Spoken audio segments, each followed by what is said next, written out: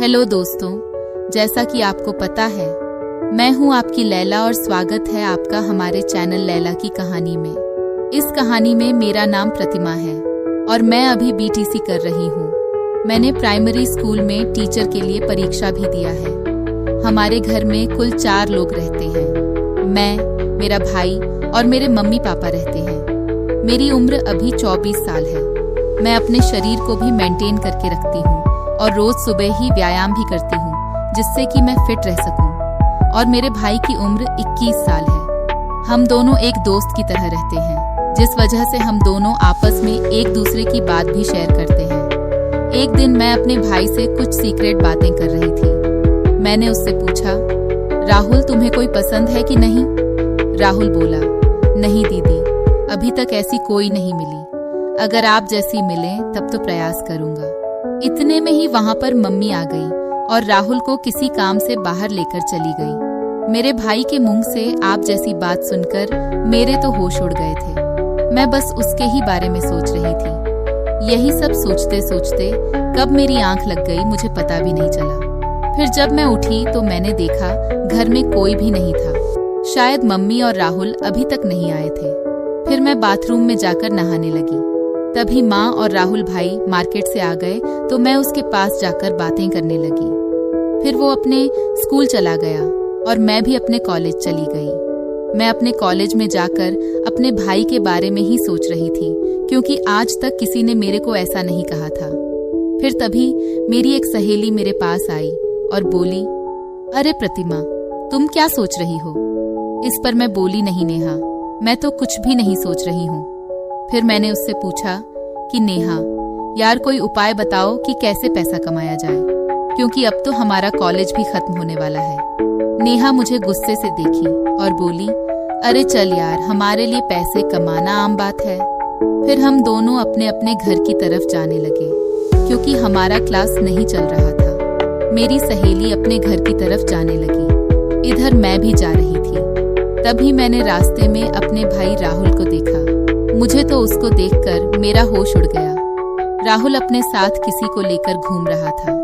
मुझे उस पर काफी ज्यादा गुस्सा आ रहा था, क्योंकि पापा इतना मेहनत करके पैसा लाते हैं और हमें पढ़ने के लिए देते हैं, लेकिन ये सारा पैसा बर्बाद कर रहा है। फिर मैं उसी गुस्से में घर चली आई और राहुल के आने का इंतजार करने लगी। मैं मम्मी पापा को भी ये सब बातें बताना चाहती थी, लेकिन मैंने नहीं बताया कि शायद उन्हें ठेस पहुंचेगी। फिर शाम के समय जब राहुल घर आया तो मैं उसके कमरे में गई और देखा तो वो टीवी देख रहा था। मैंने उससे पूछा, राहुल, तुम मार्केट में ऐसे क्यों घूम रहे थे? उनके साथ मत रहो वरना तुम्हें बर्बाद कर देंगे। उसने कहा, नहीं दीदी, मैं तो घूमूंगा। उनके साथ घूमने में काफी मजा आता है और मेरे लिए यही समय है। अब नहीं घूमूंगा तो कब घूमूंगा? वो मुझसे गुस्से में भी बोल रहा था। मैंने उसे बहुत बार समझाया कि तुम ऐसा मत करो, लेकिन वह नहीं मान रहा था। मेरे बहुत कोशिशों के बाद वह बोला, ठीक है, उनके साथ नहीं घूमूंगा, लेकिन मेरी भी एक शर्त है। अगर तुम पूरा करोगी तो मैं उनके साथ रहना भी छोड़ दूंगा। मैं बोली, हाँ बताओ क्या शर्त है तुम्हारी? तो राहुल तुरंत बोला, जैसे मेरे साथ वो घूमते हैं, अब से तुम मेरे साथ घूमो भी और मेरी जरूरतों को भी पूरा करोगे। मैंने उससे कहा, नहीं, यह नहीं हो सकता। मैं भला क्यों तुम्हारे साथ घूमने लगूं? तो इस पर राहुल बोला, तो फिर ठीक है, मुझे मत समझाओ। मैं जो भी कर रहा हूँ तुम मुझे मत बोलो। फिर मैं बोली, चलो ठीक है, शाम को सोचकर बताती हूँ। इतना कहकर मैं उसके कमरे से अपने कमरे में चली गई और बैठकर सोचने लगी। अब मुझे पूरी तरह से समझ आ चुका था कि मेरा भाई मुझसे क्या चाहता है।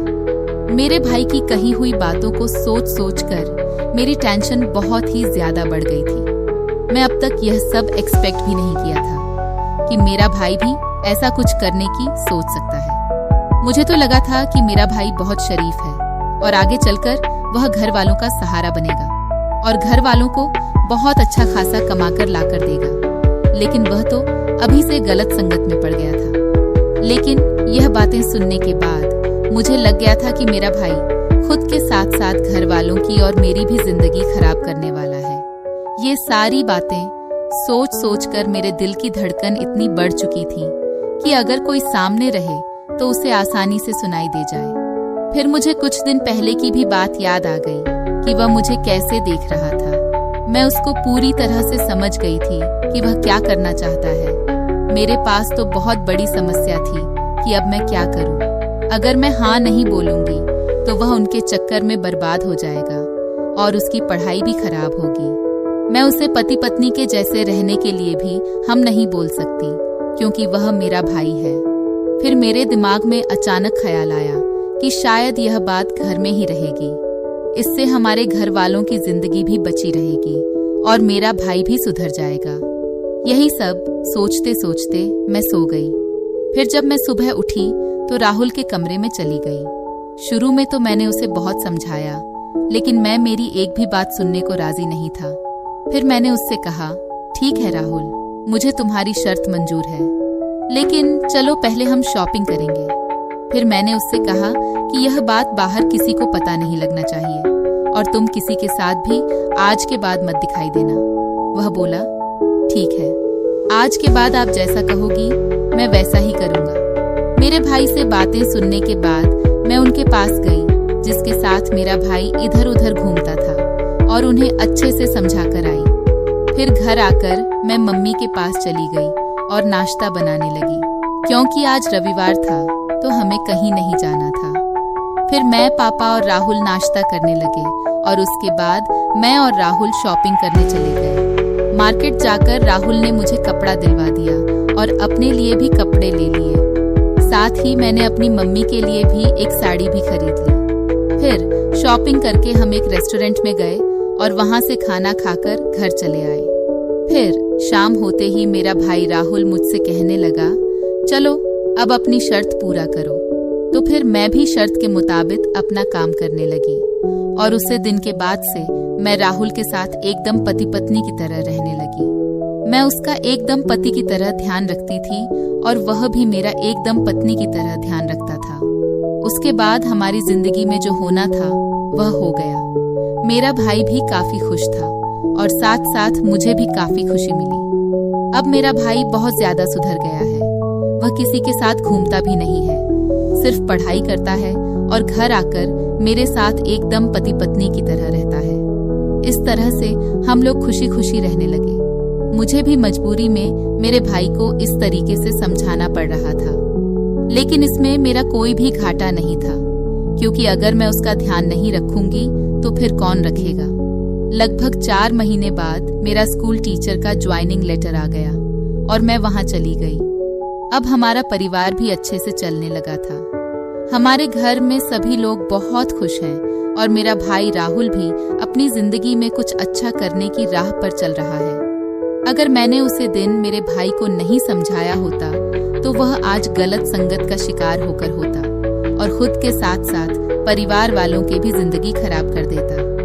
इस तरह से मैं और मेरा भाई एकदम पति पत्नी की तरह रहकर हमारे घर को बचा लिया, और आगे तो आप समझ ही सकते हैं। तो दोस्तों, वीडियो अच्छी लगी हो तो चैनल को सब्सक्राइब जरूर कर दें। मिलते हैं अगली वीडियो में, तब तक के लिए love you and take care.